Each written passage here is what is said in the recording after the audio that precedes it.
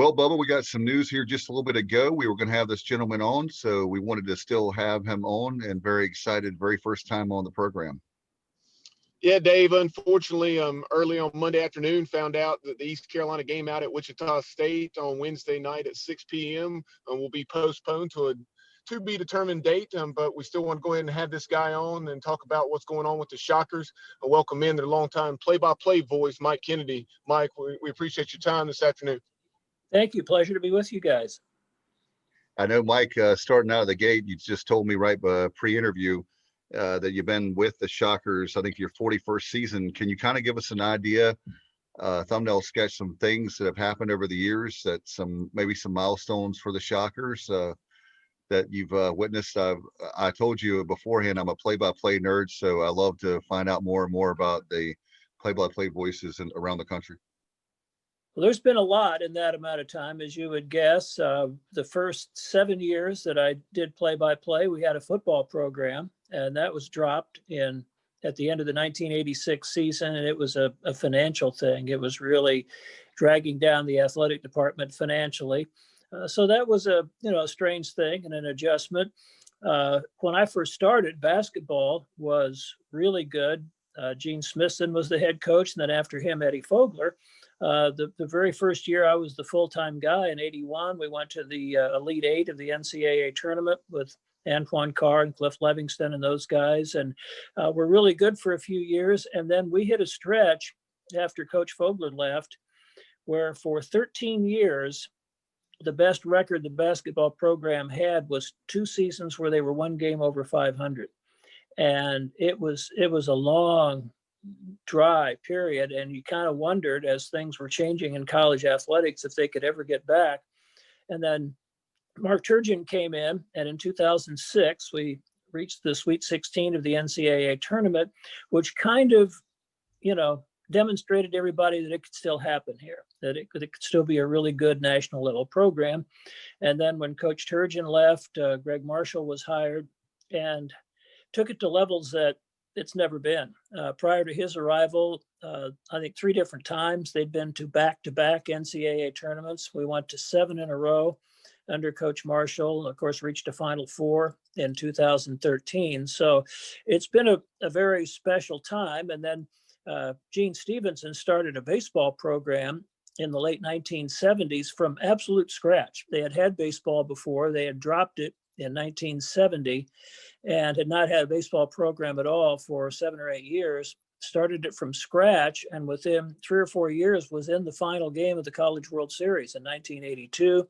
That program stayed at a high national level for a long, long time. And then toward the end of his tenure, under Coach Stevenson, things slipped back a little bit, and he was fired a few years ago, and it's been kind of a rebuilding process. But we're excited about Eric Wedge, who was one of the all-time greats here, being back, and I know you guys want to talk about that later. But those have been some of the highlights and the ebb and flow. And toward the end of, during the 80s, the Missouri Valley Conference in basketball was still a really, really good conference. And then starting in the 90s, it started to diminish a little bit from that standpoint. And recently, part of the problem has been that some of the schools that have traditionally been strong, at least at various times in their history, have struggled with funding statewide, like in Missouri and Illinois. And it was just really difficult for those programs to get back to a level where they'd been, where Wichita State gets a lot of community support, corporate support, individual entrepreneurial type support, and they were able to maintain their program at a higher level and are really starting to dominate the conference after Creighton left. And so they were looking for an opportunity, and to get into the American without having a football program anymore was just a tremendous achievement. And we are very, very excited to be part of this conference. Now, Mike, like Dave said, going back to the late 70s, if I'm not mistaken, you are a Wichita State alum, correct? So would you talk about your connection with the program, not to get off on a tangent, but that tragic plane crash back in 1970? I was a student there then. In fact, that was my senior year. And we were, at that time, the student station was able to do the home football and basketball games. And so I was involved. I had gotten to know some of those guys and the coaches a little bit. So, it's one of those things that sticks with you the rest of your life. I can remember exactly where I was when I heard about it, all the stuff that followed. And then my wife, for a number of years, was the executive director of the Alumni Association. And there have been some reunions and things, and there's a memorial ceremony every year on the date. But there have been some reunions, and she and I have gotten to know some of those guys even a lot better. The guys that were on the team, not on that plane, even those guys, but some that were on the other plane and were part of that team. And it's a very special group. It's remained very close through the years, and so it's been rewarding in a lot of ways to get to know those people and be involved with them. But it's always still a very sad reminder. Mike, as far as Wichita State with the Shockers, you mentioned with basketball, I'm always amazed with, and unfortunately, that was one of the things I want to talk about with COVID. And we can't play the game on Wednesday night there in Wichita, but the crowds at Wichita is so awesome to see. If you're a basketball fan, you don't want to see an arena not full. You want to see arena packed, and obviously, I think it's great for an opposing team to come into a venue and see almost like that sixth man, so to speak, which is the crowd. You guys have tremendous crowds there in Wichita. That tradition goes back to Ralph Miller, and that's a long time. We're talking 70 years or so. Football was kind of the main sport in the late 40s and into the start of the 50s. And then Ralph Miller came in as the basketball coach and not only built the program into a winning and successful program that started getting recognized at a national level, but they pushed the ball, played up tempo, they pressed full court a lot of times. And so it was an exciting style of basketball. And that became the tradition, and fans really got into it. And it has been that way ever since. When Wichita State basketball is good, there is nothing more galvanizing to the entire community. When they went to the Final Four in 2013, you can't even imagine what the atmosphere was like around the city. And so typically it's full all the time, 10,500. Even in that stretch I mentioned, those 13 years where there were some major struggles, we'd still have at least 7,500 fans for every game. So that's the kind of tradition and history that it has. And it's a loud, exciting place. The other thing that was really good was it's been, almost 20 years ago now, I think, but they renovated the arena, but they were able to do a configuration that was still somewhat in keeping with the older setup, so that fans are still closer to the court than they are in some of the newest arenas. And so you still get that feeling and that atmosphere of the fans being right on top of you.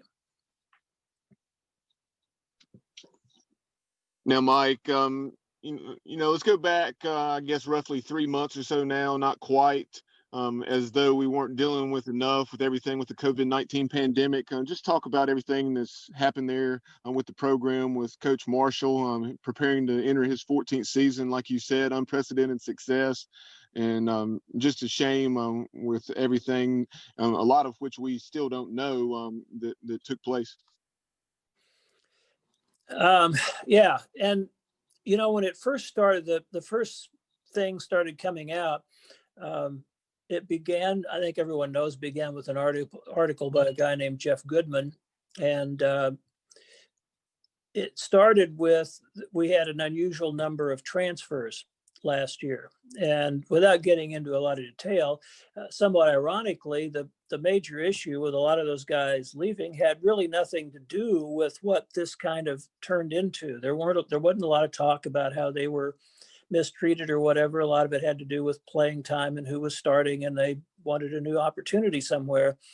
But in digging into that, he started going back and talking to players from previous eras, and that's what this whole thing kind of turned into. So, as you said, honestly, none of us, some of us who are really close to the program, don't know exactly what did or didn't take place, and a couple of the incidents that happened or allegedly happened at practice, I wasn't there. My colleagues weren't there. So the strange thing was that at the time we didn't hear anything about it. I mean, it's been 5 years or whatever for some of this stuff to actually emerge. And so at first my thought was, I don't know how that could be possible, and we wouldn't have heard about it.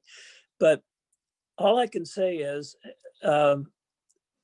certainly the athletic director, the interim president, nobody involved in administration wanted to see an end to Coach Marshall's tenure. And so there had to be reasons that came out in this investigation that they felt like they had to make a certain stance and take a certain position. And so the tenure came to an end as it came down as a resignation.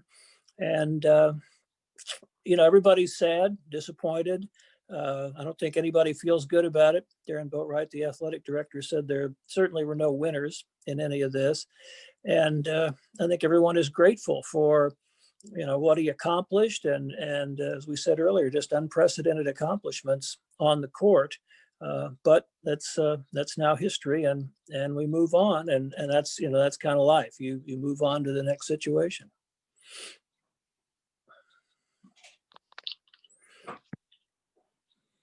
Mike, so then with Coach Marshall and the university parting ways, you had Isaac Brown. Isaac had been there, 7 seasons.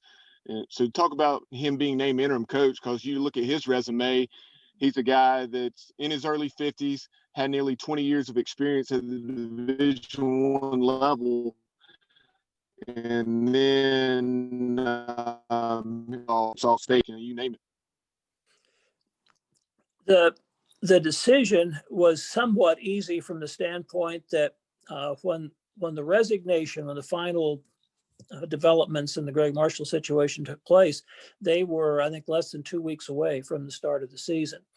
And so it just doesn't make any sense to bring in someone from the outside who doesn't know the players, doesn't know the system, hasn't worked with this team. You had a staff in place that had been practicing, that knew the system. All of them were in at least their 3rd year in the program. And then beyond that, as you said, Isaac Brown in his 7th year, a couple of the other guys were in their 3rd. So it just, it makes sense, fairness and seniority and all those kinds of things to give him the opportunity. And none of them had been head coaches in Division I. So he was the logical choice. And, it's been almost amazing to me that when you're around him and you see him working with the team and doing interviews and that sort of thing, you have this feel that it's a guy who has been a head coach for a while, as opposed to for the very first time in a long career. And I even asked him in an interview if he had looked into other jobs, if he had explored any other opportunities, and he has over time, but just wasn't involved with anything he felt like was really in his best interest, where there was a good chance for long-term success. So he's been content to stay in an assistant's role in a good program.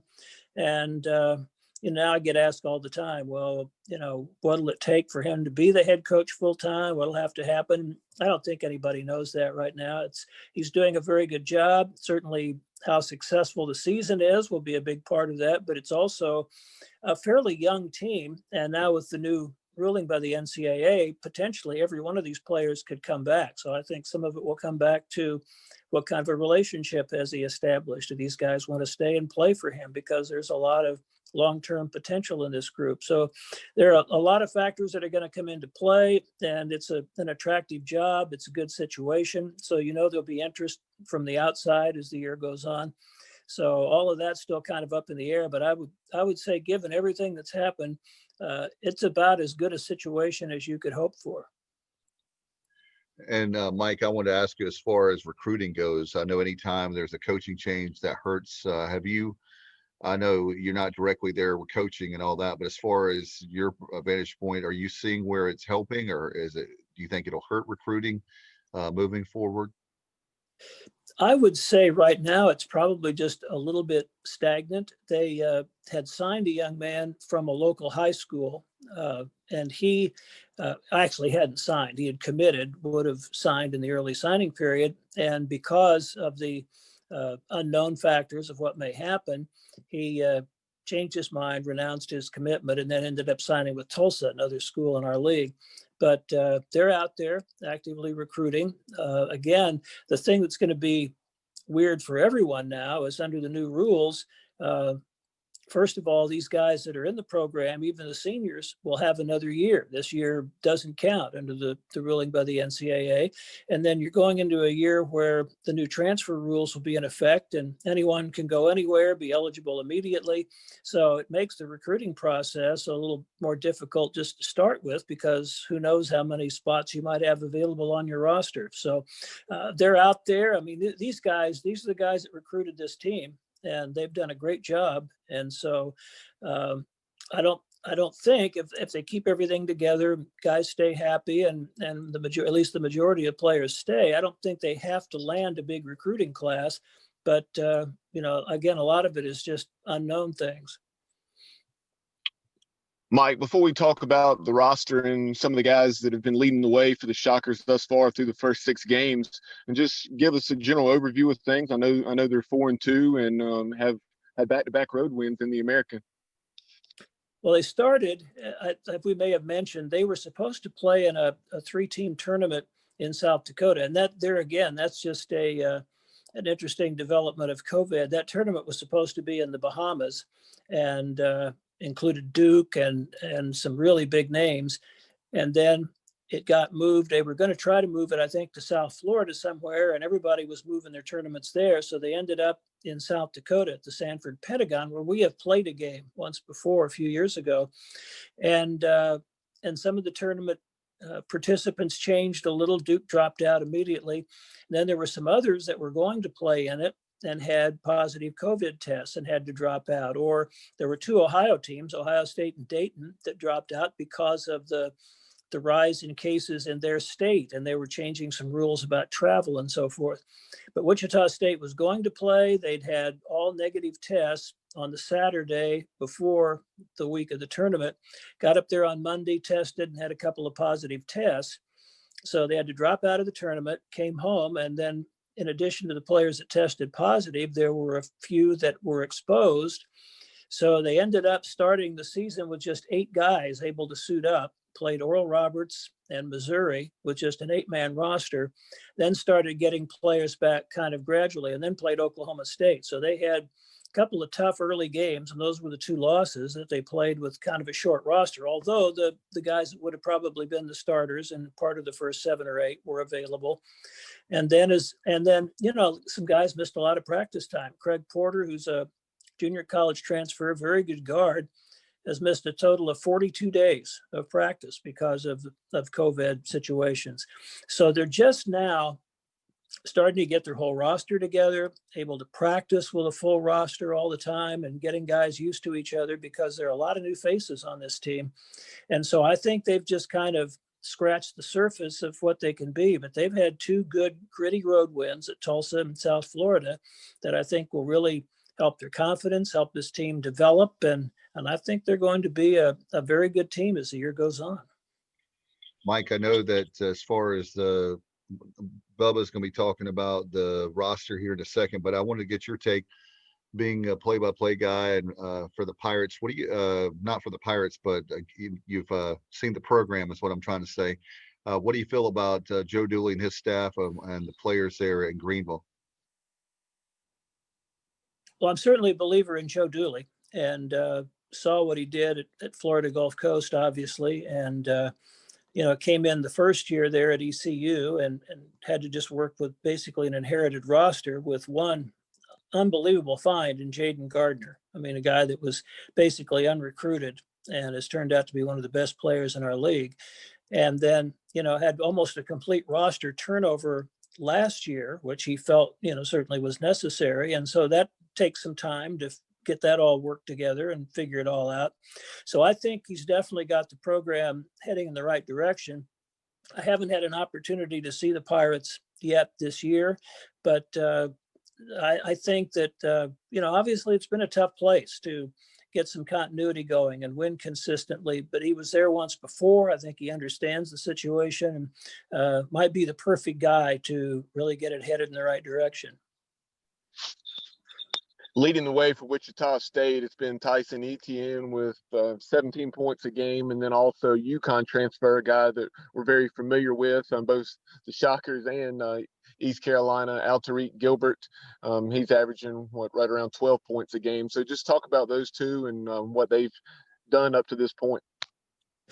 Well, I think of all the newcomers, the most important get was Alterique Gilbert because they needed a point guard, and they get an experienced Division I point guard, a former McDonald's All-American, so a very talented young man, and a guy who's been in this league at UConn. So he knows the opposition, he knows the arenas, he has all of that experience.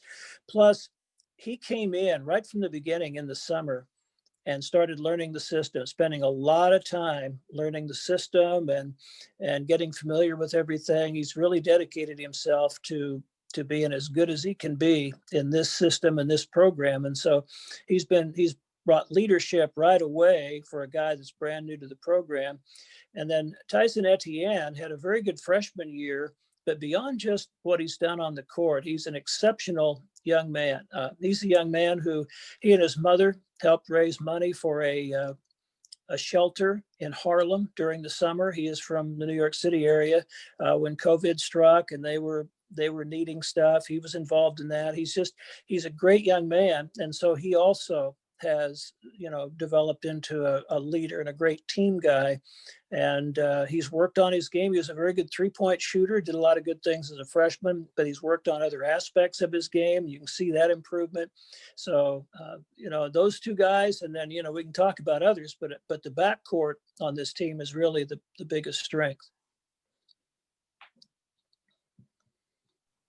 If you would, and talk about some of those other key contributors in addition to the two we just spoke about. Well, the other biggest guy in the backcourt, Craig Porter, is a young man who was at Vincennes Junior College in Indiana, and Lou Godino, who is on Wichita State staffs in his third year now, was an assistant coach at Indiana State for a number of years, and he knew Craig going back to early in his high school days, and so when they were looking for players, he made contact with him and really led that recruiting process. He's about 6'2". He's kind of sneaky athletic. You look at his junior college stats, and he averaged almost 2 block shots a game at 6'2", a couple of steals a game. I mean, all the numbers were there. And he's one of those guys, when I asked Isaac Brown about him before I'd had a chance to see him play, he said he's just a winner. He said he's one of those guys, whatever team he's on in a scrimmage, they win. And he's one of those guys that just brings whatever you need on that given night to the team. We haven't seen him score much yet, but he had 5 of his 7 points in the overtime at South Florida that were critical. He's great at having his head up all the time, seeing things, getting the ball to open shooters and stuff. So he's been a big addition. There are 3 really talented freshmen. The only one that's seen much playing time yet is Ricky Council IV, who is from your areas, from North Carolina. And he is athletic as all get out, explosive. He had 3 rebounds in the Tulsa game that I swear his elbows were on the rim.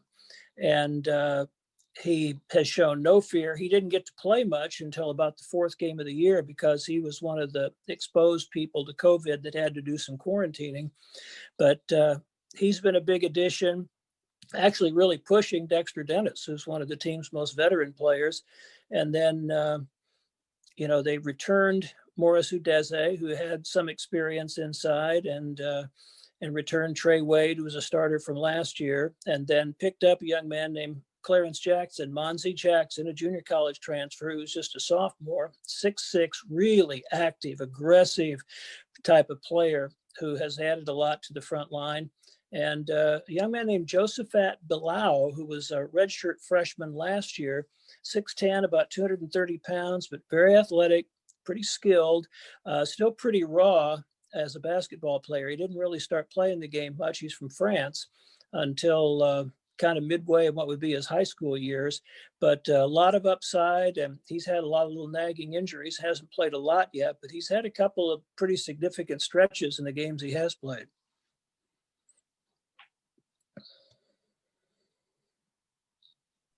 Mike, I was going to ask you, as far as upcoming schedule, I know that you were talking about because of, unfortunately, again, with the Pirates not being able to come to Wichita because of COVID issues and the contact tracing, you said pre-interview, you guys are going to try to get a D2 game in there to fill the Pirates void right now. There's a local D2 program, Newman University, and I think that they're working on getting them to play on Wednesday so they don't have such a long gap between games since their last one. We go to Mississippi on Saturday. That's our last scheduled non-conference game. And they picked up a D2 game with Emporia State week and a half ago to pick up because they lost those 3 games in South Dakota. So they have a little room on the schedule. I think that they're having to get some approval from the league as we speak to play another D2 opponent, but I would think that will probably happen. A lot of people are having to do that to kind of fill out their schedule. And then Mississippi on Saturday, and then it's just full bore into the league schedule. And from what I saw in the league release, that they'll try to get Wichita State and ECU scheduled here sometime between now and the 21st of February, when Wichita State's due to come down there. And if not, then they'll play twice here on that date and the following date, the 21st and 22nd of February. I would think that they'll figure something out to get the game in here, and then they'll come back down there for the second game. But that would be I know some leagues are actually going to that quite a bit, playing an opponent twice on one trip, either back-to-back days or with a day in between, to try to get all the games in.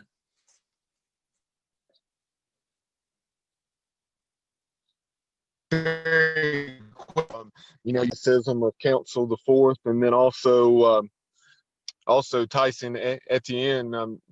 I saw a couple of the highlight reel dunks those guys had against USF. But yeah, Etienne's was a little bit of surprise. He had one last year, but he drove the baseline and just really threw it down, went up over a couple of guys. And that, just kind of surprised everybody a little bit. That's not something he does a lot, although he's pretty athletic. And Ricky Council is just a freak athlete. He'll have a lot of dunks in his career, but he's also got a pretty well-rounded game. He's getting better as a ball handler. His mid to long range shooting is not his strongest suit yet, but certainly has some potential, and really has a nose for the ball. He's a great instinctive rebounder, and by far is the team's best rebounder in terms of per minutes played. His 40-minute average would be about 17 rebounds per 40 minutes. Mike, let's shift gears now. I know that one of the things we love is with baseball.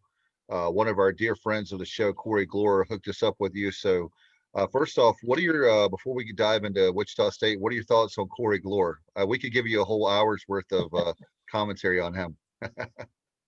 Well, great guy, first of all, just a really, really super guy, and was one of the guys first time around the league that was just the easiest to get to know, most open and friendly and conversational, but also does an excellent job. I mean, I've heard him a little bit, and in fact, I got in a situation year before last where we finished the season at USF, and then the team was just going right from there over to Clearwater for the conference tournament. There were a couple of days in between, and I needed to get back home for a little bit, and then I was going to come down the day before the tournament. And then we had unbelievable rains all over the Midwest. I couldn't get a flight, and it finally ended up I wasn't going to make it for our first game, the opening day of the tournament. So I got a hold of Corey and arranged to get a feed of the broadcast, of his broadcast. We were playing ECU, and did a great job, and was conscious of not just being totally pro ECU. It was a very professional broadcast, so I have the greatest respect for him. And the fact, if you listen to his the broadcast, he does a lot of great things. People think, which they're wrong, but the casual person that doesn't know anything about play-by-play, and I'm not a play-by-play guy, let me just say that, even though I have to fill in from times in high school and different things, but people think baseball is easy. I think baseball is one of the hardest sports to call. What do you think? It is the hardest, without any question. Primarily because, the pace of the game is not that difficult. It doesn't move so fast, not like doing hockey or something, but there is at times quite a bit of time between pitches. And then you also, the pace is different depending on the day, because a lot of it depends on the pitcher who's on the mound. And even within the same game, you might have one pitcher that's working pretty fast and the other one takes more time. And so you have to keep adjusting to how much time you have between pitches, get a feel for how much stuff you can get in the way of stats or information or telling a story. So it really is, as far as pace and staying consistent and fluid, it is the most difficult game to do, but for that reason, for me, it's the most fun. He has a thing that you need to Another, ask him about is movie lines that we give him, and he finds a way to work those in the broadcast. So if you have any favorite movie lines, be sure to give that to him. Or email them to me. It's a really cool thing that he does. That's a little more creative and clever than I'm probably capable of, but thanks for the suggestion. yeah, another challenge to doing baseball. You talk about how you're doing your best to try to avoid having that dead air, which seems like an eternity when you have it. But as far as that goes, when you don't have a color analyst, which is oftentimes the case for Corey in previous years before Malcolm Gray started doing that, that's something that really makes it much more challenging as well. It does. And, the other thing that's great about having an analyst, especially if you have a good one, is that you get locked in on certain things, and especially doing play-by-play. I mean, you have your first things you've got to focus on, the movement of the ball and what's happening on the play. And so you can kind of get locked into that and a certain train of thought. And a lot of times a good analyst will just bring up a point of view or something that you wouldn't have necessarily thought of that leads you in a really good direction, into a really good discussion, or just making a certain point that you might not have thought of without somebody else being there. So I think and I think the extension of that is that makes it a lot more enjoyable for the people listening. As far as Wichita State, just a general baseball question when it comes to college baseball. Have you heard anything on delaying the season some? That's my gut feeling that it'll be March before we get started. I don't know anything on that. That's just a gut feeling of people we've talked to. But what do you think about college baseball? Have you guys heard anything? I have not, but and I just kind of touch base with the coaching staff once in a while, but not very much this time of year. And again, things are just so much different. Usually a typical basketball season, the baseball coaches will be at the games or at some of the games, and they might even come by and say hi, and you get a chance to face, talk with them a little bit. So I have not. Certainly that wouldn't bother us a whole lot if it got moved back a little bit, because in this part of the country, you get some awful cold weather in the early part of the season. So starting a little later, I don't think would be a big deal for anyone here. Mike, here within the last several days on the scheduling front, it was announced, in general terms, that the American Athletic Conference, would be playing 56 games, and that 32 of those would be league games as opposed to 24 in the past. So, what were your thoughts on that?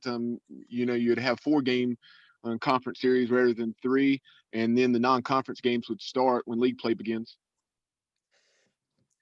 I had heard that, and we used to play 4-game weekend series in the Missouri Valley Conference. I'm not a big fan of double headers, especially as much as I might have been when I was younger. But I've done it before. It's and I understand the reasoning behind it. We are fortunate. I had heard rumors about not playing any midweek games or whatever, and that would have been unfortunate because we have a good schedule.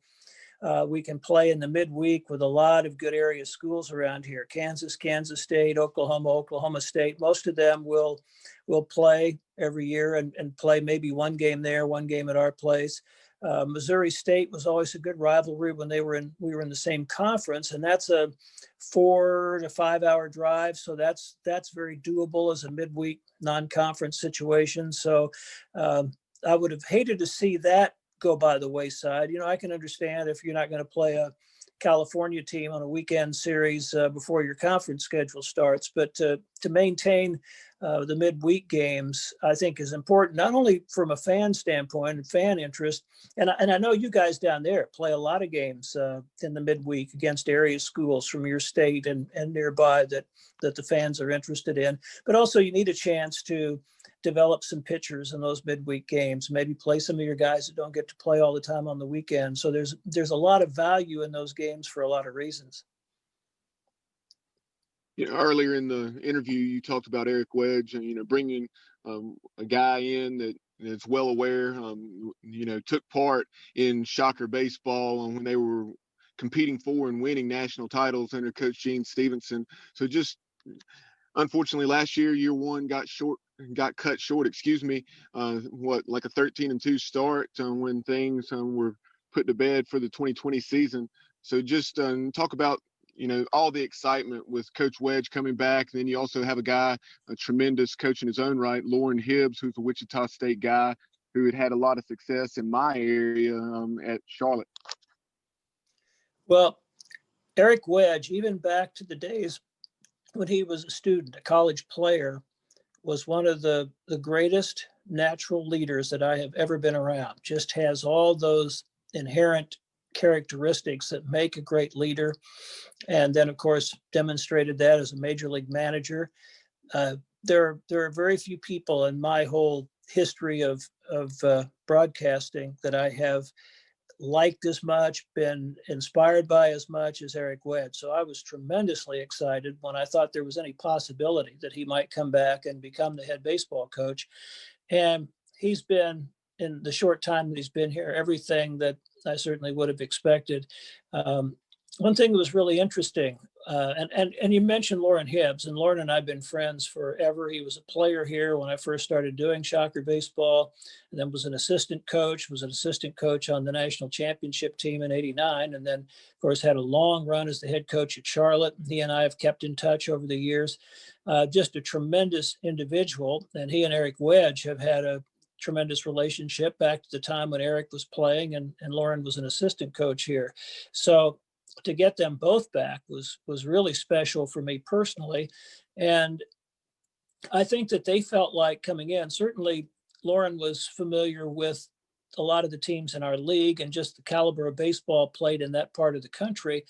And I think they felt like it was going to take a good year or two of having really good recruiting classes to bring the talent level at Wichita State up to where a lot of the best teams in the conference are, like ECU. But I think that they were able to get a little more out of the guys that were already here. A couple of the freshmen they brought in maybe surprised them a little bit. And I think they were really pleased with that part of the development. And then Eric Wedge in an interview said something that I thought was interesting. I asked him a question about culture, and he said, it takes 2 or 3 years to really build a culture, maybe more sometimes. But what we're trying to change first is mindset. We're trying to develop a mindset here. And I think there was certainly some evidence of that in the few games that they got to play last spring. They had a couple of walk-off wins, a couple of come from behind wins where you could see that the team started gaining some confidence, believing in themselves that they could get some of those kinds of things done. And so I think the mindset has changed. Certainly the expectations are high on how you conduct yourself and your work ethic and all those things. And so I think they definitely have it moving in the right direction. I think it was significant that one of their fall practices, fall scrimmages, I heard there were like 30 professional scouts there. So obviously there is some belief that the talent level is rising in this program and that there's something to be excited about. And you guys still, is it a minor league stadium that used to be a minor league team that used to be where you guys play at Wichita? No, the stadium was built for Wichita State. And when Gene Stevenson started the program, there wasn't anything there on campus. And that's been built over time. It's been kind of at its present level and configuration for a few years, although they continue to develop and add to it. They've redone the locker rooms. They've added an indoor practice facility in the last few years. They continue to work on it and develop it. But it's always been in the physical location where it's been back to the early 1980s. And it is an on-campus facility. And obviously want to have you back. We're going to do an American preview for the for the league. Love to have you back. And of course, with the basketball team, it's hard to believe with I think it's almost like a shell game on the street. We don't know what where Bubba and I are so used to, we're schedule geeks and we're like, okay, we've got coming up this game, this game, this game. And all of a sudden it's like, no, you don't. Just like, so thank you so much for the long visit. We appreciate you so much and for your time, and look forward to having you back. You've been a real pleasure. Thank you. Pleasure to be on with you guys. And as you said, who knows when we might play again, but sooner or later it's going to happen, I guess. Thanks, Mike. Appreciate it, buddy. And we're going to get this out probably tonight or certainly tomorrow. Appreciate right. you coming on. Sounds good. Thanks, guys. Thank you very Thanks, much. Mike. Take care. Bye-bye.